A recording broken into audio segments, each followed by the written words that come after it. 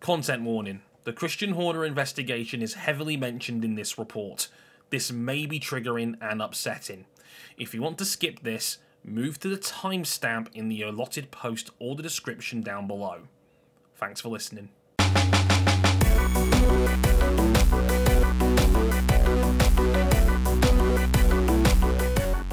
Dre's Race Review, F1's 2024 Bahrain Grand Prix.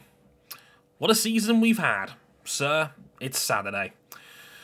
Well, it's the moment you've all been waiting for. Formula 1 is back, the main event of the year, and Max Verstappen returned to remind us all that the beatings will continue until morale improves.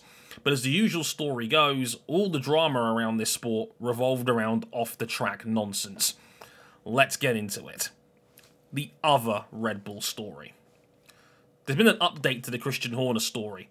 During the race weekend, Red Bull publicly released a statement that the complaint filed against him for controlling and coercive behaviour was dismissed. State the key word there, dismissed. It doesn't clear him of wrongdoing, it means the independent barrister who weighed up the evidence didn't think there was enough to take the complaint any further. Yes, there is a difference. The story got even more unsavoury on Thursday when an anonymous email was sent to hundreds of FIA-accredited journalists, team principals, and even F1 CEO Stefano Domenicali himself. In the email was a Google Drive folder containing pictures of evidence that allegedly contained conversations and screenshots of a chat between Christian Horner and someone else. The other person is likely to have been the same victim who complained.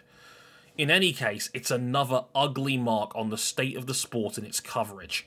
The folder did the rounds. It leaked in places like the Formula 1 subreddit, and anyone who would want to see the evidence now can. The victim has been doxxed. Their life might never be the same again as a direct result of the actions of someone else. I understand the sense of vigilante justice that people who understandably believe the victim's side of the reported story. I do.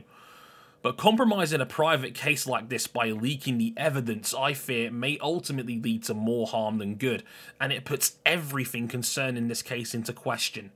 Who leaked this? How did they get the evidence in question? How did they get a hold of all those contact details?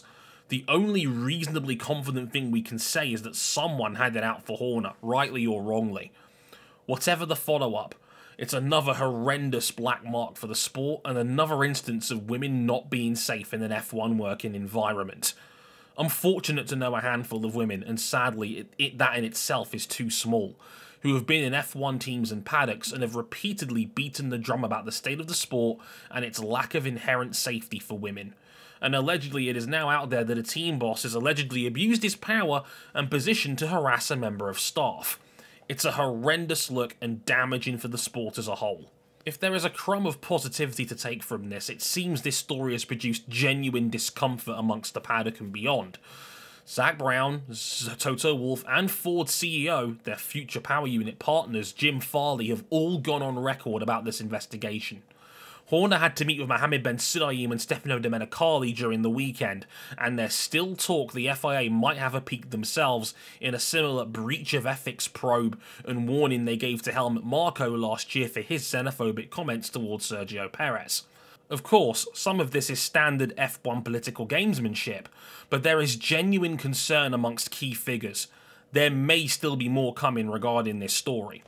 But whatever the verdict or the continued aftermath, welcome to another example of big business and the power-hungry stepping over clear boundaries. We have to do better. We have to keep pushing for more diverse people to get into the sport and influence positive change.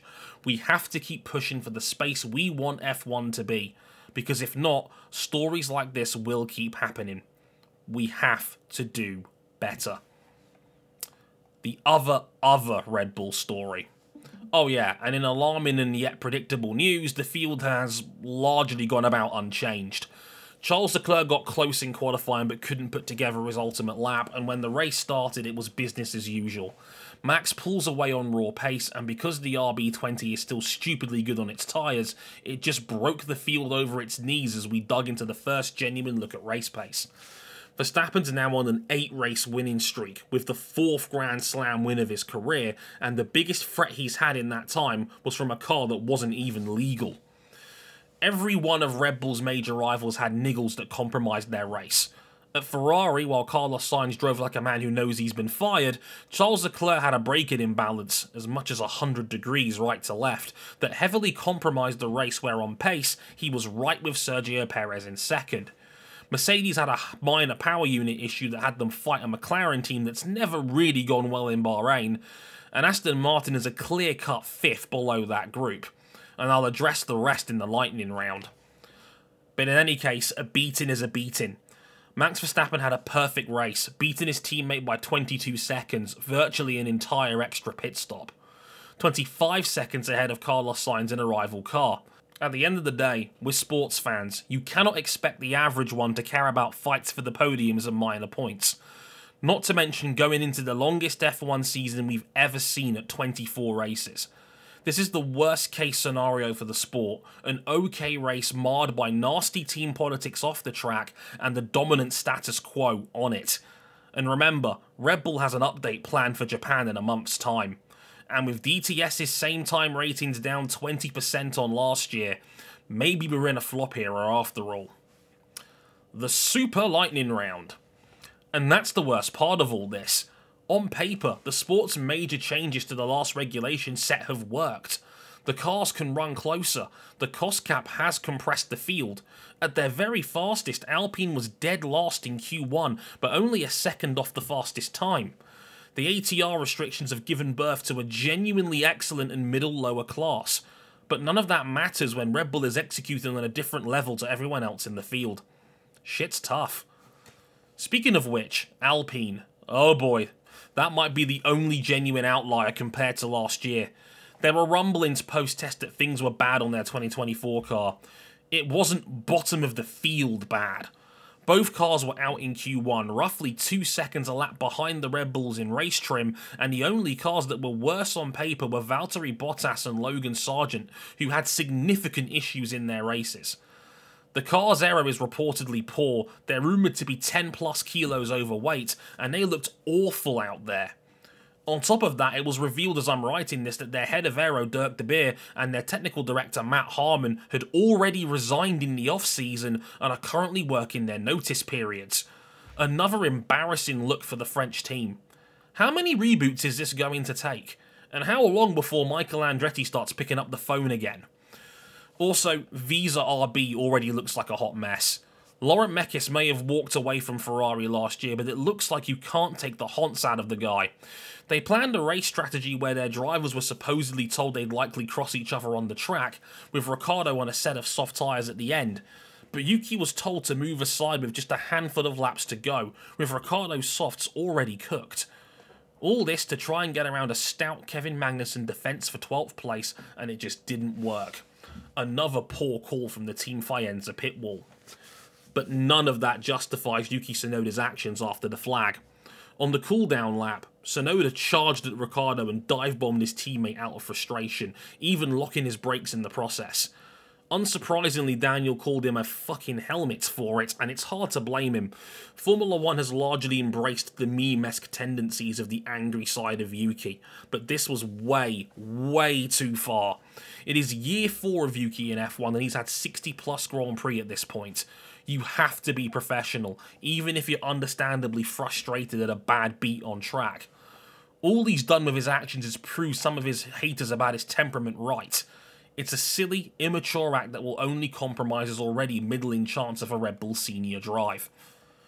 Also, yeesh, with the top 5 teams in F1 pretty much cemented. Great comeback from Lance Stroll after being spun out on lap 1.